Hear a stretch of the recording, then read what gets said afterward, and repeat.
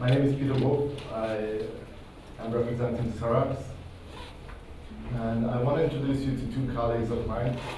One is Andre. He's going to be the support from ETA side. If you have any questions and you would like demo or whatever, he's very open. Last time I missed, in the morning I missed to show him that he's the right guy to find. And I have a lovely assistant, and he has a very good offer. We finished the presentation and booked down addresses. And there's a strip show. No? Nobody wants you. Yeah. I tried. I promised I tried. Okay, thank you. All right. So today, what we are, I don't know, who attended the morning presentation? Okay. No, it's not going to be the same. I didn't prepare to be the same. I was just looking at how much to wrap up from there. But if anybody has any questions, just jump on me. There are two things that I want to show you today and now. One is NDoc, which is a dynamic case management solution, and the other is Optimidoc, which is a scanning solution. And what I will be doing, which I don't know how much you would like, but I will be jumping in the slides. As you have questions, I want to be able to move around, but I want to do a bit of hands-on, like a workshop, okay? We didn't bring Optimidoc up here. It's working down on the Xerox stand, so you can come down and test it after I showed it to you. Basically, Optimidoc is a print scan management solution. From GDPR perspective, secure printing is pretty much common sense. You want to do that, right? And there is not too much benefit. It's pretty understandable. It's secure printing. So you go there, you swipe a card, you pick up your print job, it's secure. So I will not take time to describe that. You want to test it, you want to try it, come down, push the print button. Maybe Bogdan will tell you the PIN code or give you his card, and then you will be able to. But on the scanning side, there are a couple of things that something to start on and to think about. Okay, so you have a lot of paper-based documents, right? They are either you have them stored or they are coming in some way, and you need to manage them. You need to put them under some kind of control, because if you don't do that, basically you won't be able to comply with GDPR. Since the basic of data in the meaning of GDPR is even on paper. It is actually the first law that states that paper-based information is data. So, if somebody comes to you and says, okay, what do you know about me? You need to be able to tell them, okay, on paper-based, I have this and this information about you. I cannot tell you a solution for that, okay? What I can tell you is, scan it, digitize it, and then from there on, you're able to search it and find it. But there are a lot of different processes that you will be coming on that you need to manage. So where can you capture this type of data from? You can capture it from multifunctionals or scanners, right? You can use a standard Xerox device. If you have Optimidoc on it, it will help you manage it. The other thing, it can come in email. Somebody sends you a scan page, somebody sends you a PDF. You need to manage that. That's unsearchable, right? And then it can be stored already somewhere. We have seen a good couple of times nowadays that you already scanned a ton of documents, but you have them in a file structure. You need to manage it. You need to move it from there and to put it into some kind of form that you can work with. And then it can come from your smart device. You can take a picture, right? Okay, so after you got it, what you're able to do if you have Optimidoc on top of your device, it's embedded, it's running the software inside, You are able to do the authentication. You are able to add metadata. This is an invoice. This is invoice from some company. This is related to some project. You can immediately do that on the scanner and start a workflow from there. And if you are able to start a workflow, then you are able to start organizing it already and put it into the right direction that you can move it within the company. The same as you take a piece of paper today and move it within the company. Everybody's so quiet, okay. I did forget to say that if I'm speaking too fast, please let me know, I will slow down, okay? Please slow down. All right, not for you. You drank last night too much, I saw that, sorry for that. I'm sorry for that too. Actually, you are not. Okay, so you can do all the settings, and of course, I will not go through it. It's going to catch up. If anybody wants the presentation, let me know. I can give you the presentation. Okay?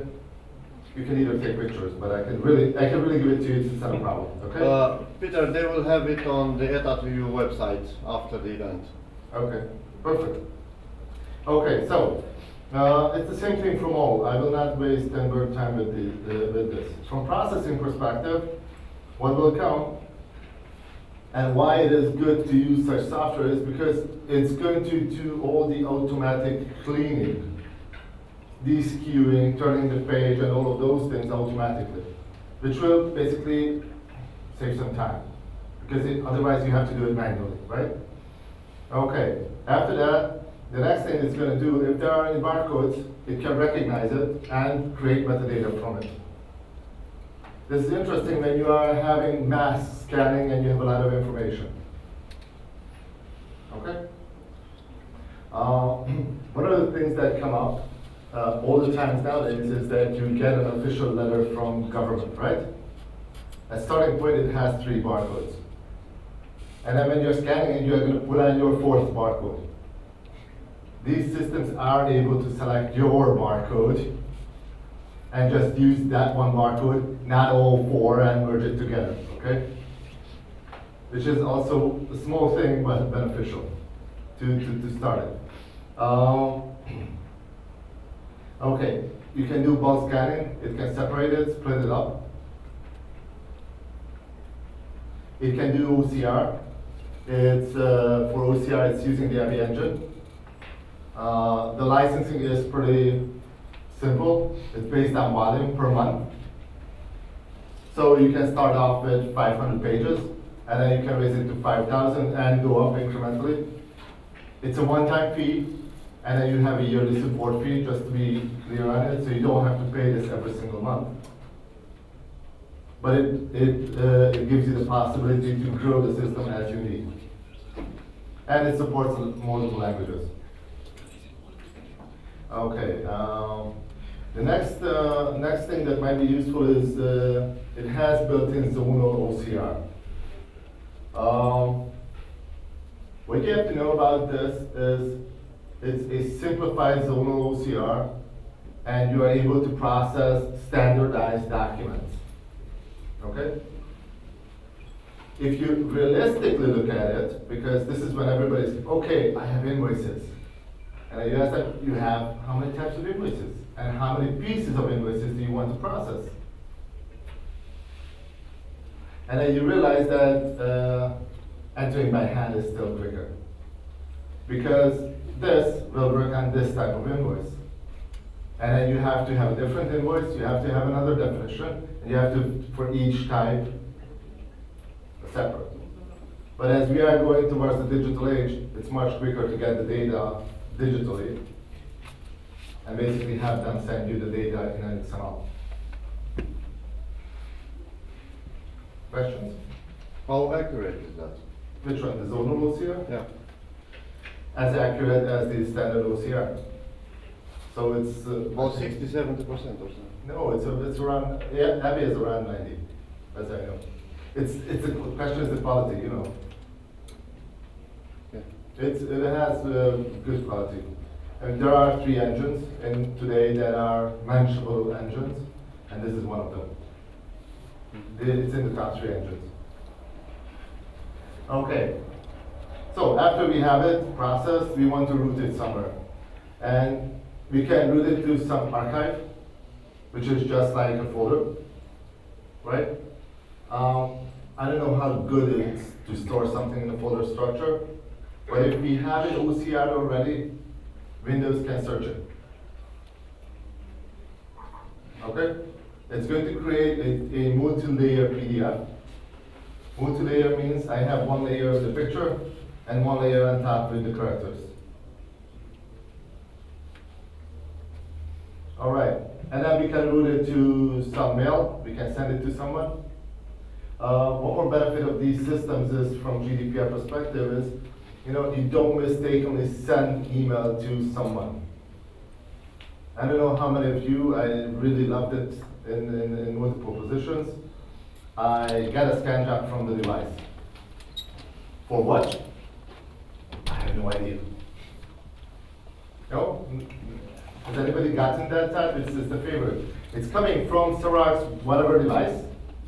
And what do you do with it? Why did you scan it? What always comes to my mind when this is, we were working together with Telecom on a project, and they told me they had one guy who had one of these 100mm nails in the wall.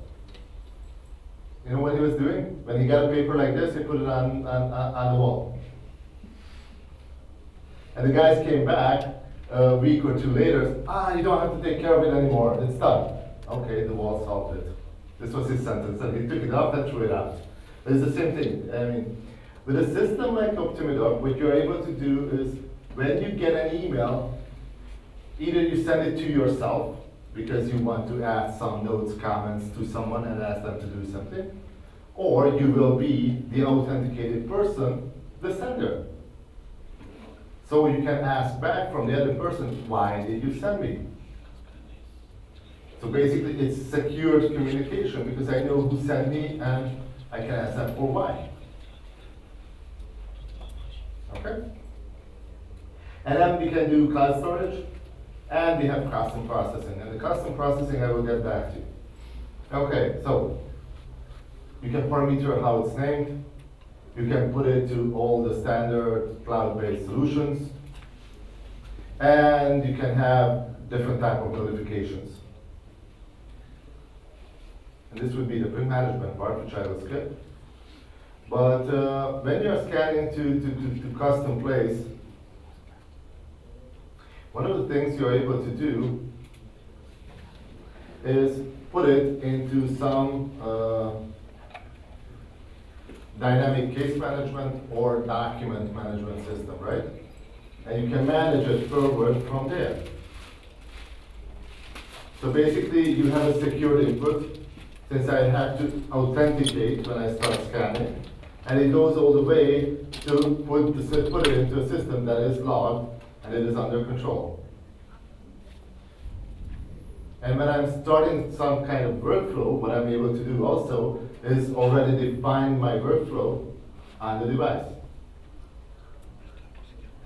In the morning in GDPR, from GDPR perspective, we were talking a lot about HR. The company gets a CV. What do you do with it?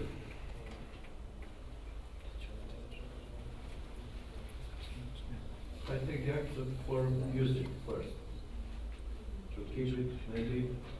Well, to keep the CV, basically, when they send you the CV, basically they say that, okay, you can have the CV, you can. You need a paper.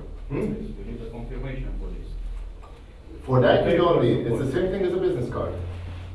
I gave my intent that I give you the CV. What you need to have is you need to have registered how long in your documentation. You need to know how long you will keep it. And it needs to be available how long you are going to keep it. Yes, you're right. What I need confirmation from is, what I can do is I can put it to a system. If I am going to put it to any system, then I need to let the person know that I am putting their data into a different system. As I said, I asked for the access to keep it. You already have the intent immediately. It's the same as a business card. I give you my business card. You only have to get the confirmation from it that you can use it in your I system. don't use it. If I'm sending you a CV, Yeah. by sending you the CV, it's my intention to send you so why should I get a notification from? My second concern, I said, I asked for the access to keep it. But After I if received the CV. if he send it to you, of course you will keep it. The access to keep it. No. Doesn't matter. Let's jump back. On something. Let's jump back just to the protection principle, okay? It says it should be fair and lawful. You should pose a purpose. Your purpose is to, To keep it. no. Just another person. You don't want to keep, your purpose is not to keep it. The purpose of the CV is they have sent it for one specific job Yeah, correct. as a reply. So what you want to do is say that you keep the information from it which you actually require. And as long, retention part, as long as you require it. And this is what you need to document in your own you need to have in your own documentation, which is going to say that, okay, I will keep the CV I received for one job offer until I fulfill the position plus 3 months. And this part I need to have. But if I put this information and I don't keep it on paper, and I put it somewhere else, then that's the period of time that I need to notify the person that I'm going to put your data into one of my internal systems. It's the same thing as when I give you the business card, you can use my business card. It's not a problem. As soon as you put it into your CRM, you need to notify me about it because it is for a different purpose and it is for a different intent. Hmm? No. I consulted directly this with guys who have much larger knowledge about this than myself. What they told me is, one thing you should do with the CV, after you receive it on email, you should delete it. As soon as you put it to a different system. Because then they cannot come to you, because if you go on, what a person can do is basically ask for erasure, ask for restriction on their own data. And if you say you don't have data about that person, but they find a CV on any email box, then it's going to be a problem.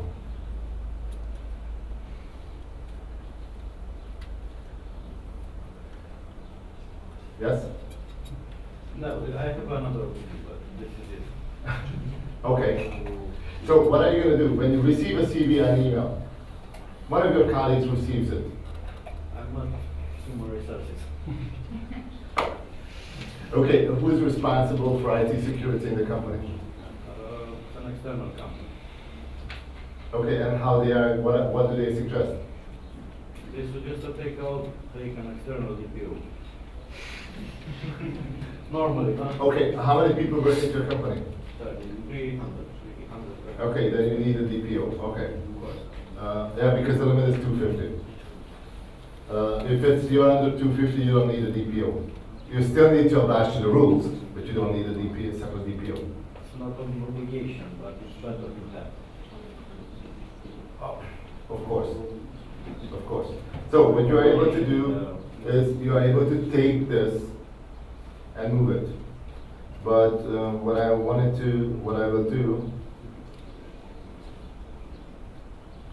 is I won't be able to show you exactly this inside the system. I didn't have that type of demo.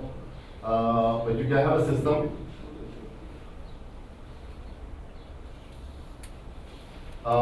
It's going to be single sign-on login, and it's going to comment on me that I still haven't filled my name. Okay, so all the systems don't have my name, so all of them complain. That's the okay I always push. Okay, So, when you have since we are talking about HR, when you have a new employee, let's take into account, you hire someone, okay? After the CV, you hire someone. What you are able to do is basically put all of their data, all of their metadata into a system, okay? When you put all of their data inside, you will have someone register all of these data, right? When I have all of this data registered, that's bad habit, sorry for that. I'll just step out of here. You will run them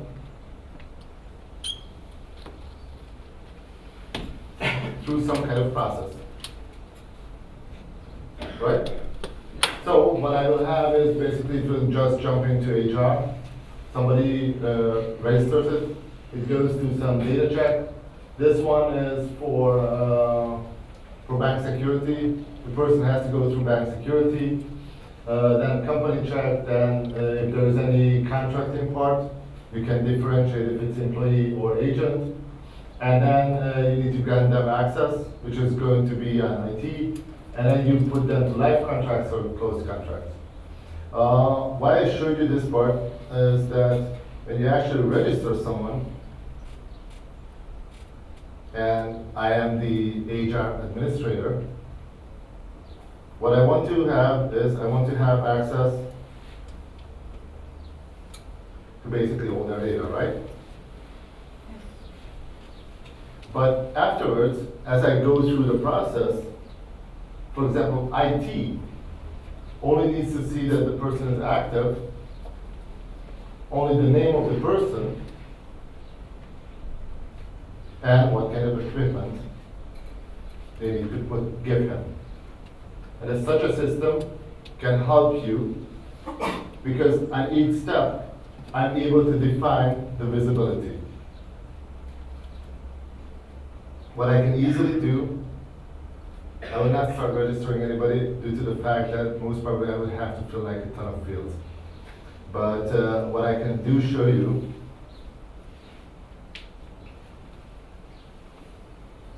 is from within the system, you have all the fields. That's not what I wanted, sorry.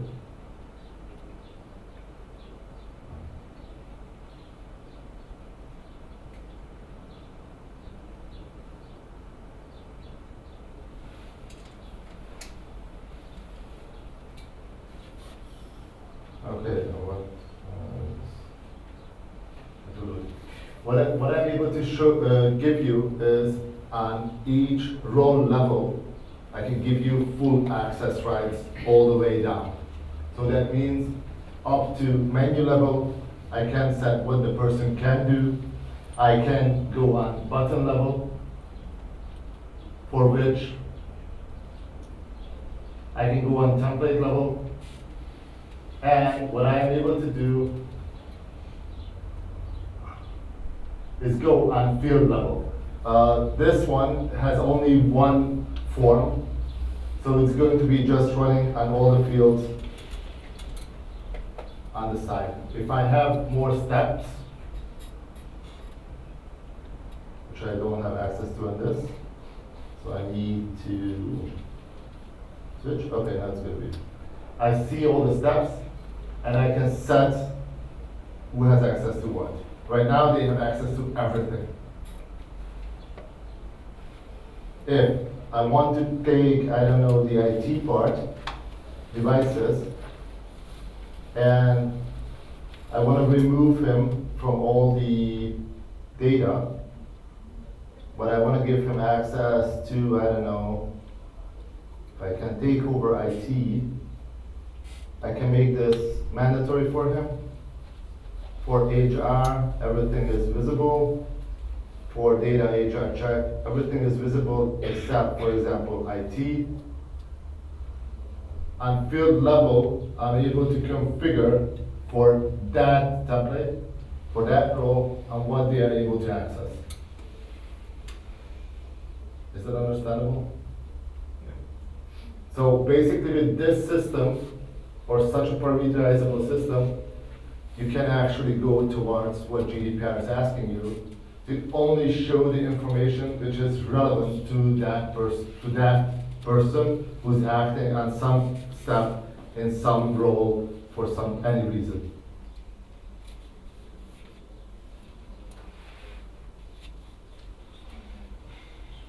More or less. No. Okay, why?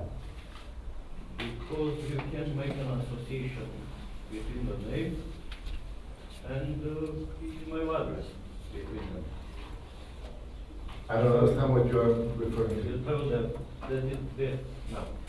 I said I understand from GDPR that you need to cannot connect more than two information about the person. You can connect this, you need his accept. That means that you are making the process over his data. Am I right? You're right, but what we are talking about, wait. We are talking about employment. Yes. Okay. Yes. The IT need only to have access to this, to his email address. Am I right? In order to put him in Active Directory or something Yes. like this. Name. No, he's right, but I don't have to show his name. I can only show his email address. It's not a problem. Any metadata. Or about one person. Yes, but for example, from IT perspective, the only thing why I would argue you is that from human communication perspective, you need to know the person's name to be able to communicate with the person. Yes. And IT needs to communicate with this person, so they need to know the name and email address. One very important aspect you should take into account, that they have full consent. They have a contract, a work contract to handle his data. The only thing that you have to make sure is that the people who work with his data only get the adequate data that they actually need for their work. That means IT needs the name and email address and what they need to give him, and they don't need to know his birthday, they don't need to know his birthplace, they don't need to know his home address. Yeah, exactly what I said. Yeah, you are able to do this. But, no, but they can make an association. On what? With other. For what? things. From where? What other things? Sorry? What other things? I don't get What it. is the purpose? No. No, let's go with the what things first. What? Yeah, what things? With Yeah. what? Normally in a company, as I have seen till now, the email address is the first name, second name, second name, and. Okay. Okay, that's clear. So, yeah, but, Even if you yeah, associate him an identification number, but we are not talking about this, we are talking about, so. Wait, let me try to understand. What we are talking about is that the IT guy will know his name, will know his email address, period. That's it. That's personal information, you're correct. They can have access to that, they need that for their job. yeah, but. That's not a you problem. should have the consent They are in charge. But You you have- already have the you have. concept You because are it's your in employee employment and he signed a contract. contract, so why? So, You already have a consent. So if you go to consent, basically, no, it's a contract. You have an employment contract with that person. Yeah. That's it. So, You don't need that, what, this is the concept. you have the consent. On the Yes, but contract. if you don't put it in the contract, that I have access to use it for. You are fully correct. We are talking about you are talking about a contract, I'm talking about a system, and I'm assuming that you No, have a the good legal contract team, is already and it is in decided. the contract. I did assume that you do have a good contract, and in the contract, you have that. I'm also assuming that if you need a DPO, you do have a DPO, and I'm also assuming that you do have a data regulation in place. And what we are giving you is, if you have a data regulation, you are able to manage all of that data that you need to manage. And you don't have to do it in Excel, but in a system that will basically help you manage all of this data. So in case, just to come back with a different example,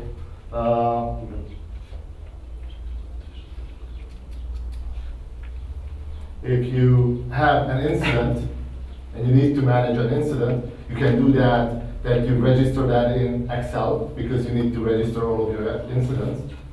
After that, after you have done that registration, the next step you are able to do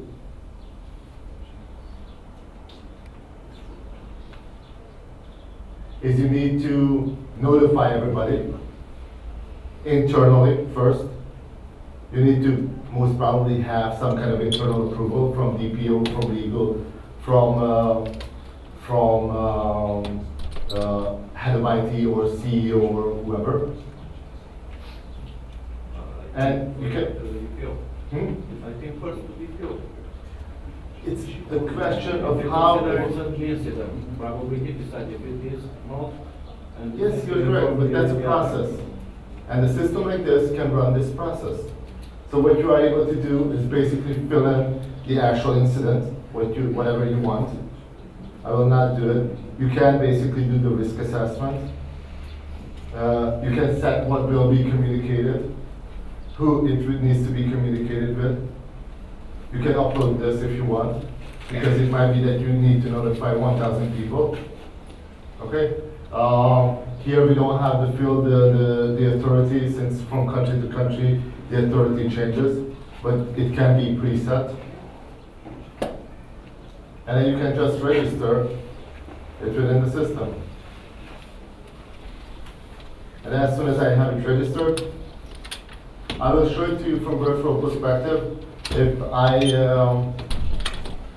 actually have tasks within the system, my view would be my task. I will not have any tasks because it's not registered to me. I have full access, I see everything. But you would only see your task, what you need to, so the DPO would get an email saying, okay, we had an incident, IT is reporting him an incident, or a standard user is reporting him an incident, and he needs to evaluate whether this is an actual incident. If this is an actual incident, from there on, he can drive it. It is registered, it is logged, and I can just move it through the process. It can be that the process changes from company to company. You might have some special regulations. You might be handling special data. Special data is like religion, health. Then there are the standard data, you need to handle them differently. And as soon as you report it, you can basically notify even multiple people within the company and basically do a parallel workflow. In case of the parallel workflow, you are able to set it up. In this case, for example, we said it goes to DPO, to management, and to legal. Any of the two approve it, it will take the next step, which can be automatically informing the authority and automatically informing all the people inside the flow. Okay, so basically within a system like Handa, you are able to do a small meeting immediately and basically decide if this is really an incident, and then the process will take care of the rest of the steps. So if I would just go and move it, as soon as somebody approves it, what will happen? And I will not click through it, but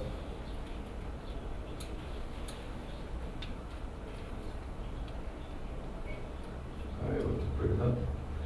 You exactly see who has accepted this. If there are any comments, you can see all the comments. Okay, sorry for the bullshit, but I really hate filling demos. So, but we don't want to put real life data in here. So, and you are able to put it into in here and then run through and automate it. We have basically a basis put together. Not only for this, because there are a couple of things with GDPR that you need to do. So it's like if you have, if you are going to be a data processor, these are all the information you need to fill.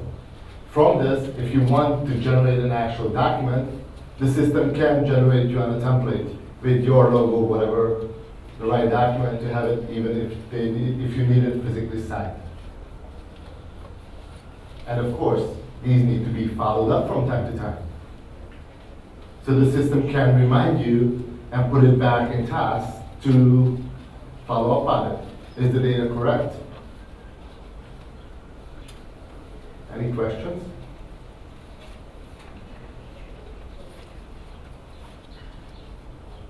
No, okay. I'm either too good or I'm too complex. I never know. Okay. So what you have to know is we have a base system ready. If you want to try it from the GDPR regulation in the meaning of all the documents you need to keep up, we put together a base. Your DPO needs to look through it, whatever to modify. It's a fully parameterizable system. So if you have access to it, but actually Andre does, you realize you want 3 more fields, we can add 3 more fields. And basically the system is, for managing all other data, is GDPR ready. Okay? It is up to you how you handle your data. That is very important. So you are able to search, you are able to delete data if you need. Okay? And before you ask, and I think you're going to ask that, okay, we have all of this data. It's in a database, it's secure. That's clear, right? But you have search. Well, we do have search, but I can only search for the information that I have otherwise access to. So if I have an active employee and I am the HR assistant, I registered his details, but maybe I can never search it again. Okay? Any questions? My suggestion is actually very simple to you. Test us. Probably. It's a simple question. Yes or no? Yeah. Okay. That's your guy. Really, test us. You can. We are for the challenge. We are running a couple of systems already. I didn't want to waste time with showing you the references and other stuff. And we can fine tune it very easily to you, really to your company. Okay? Yeah. All right. Thank you. Thank you.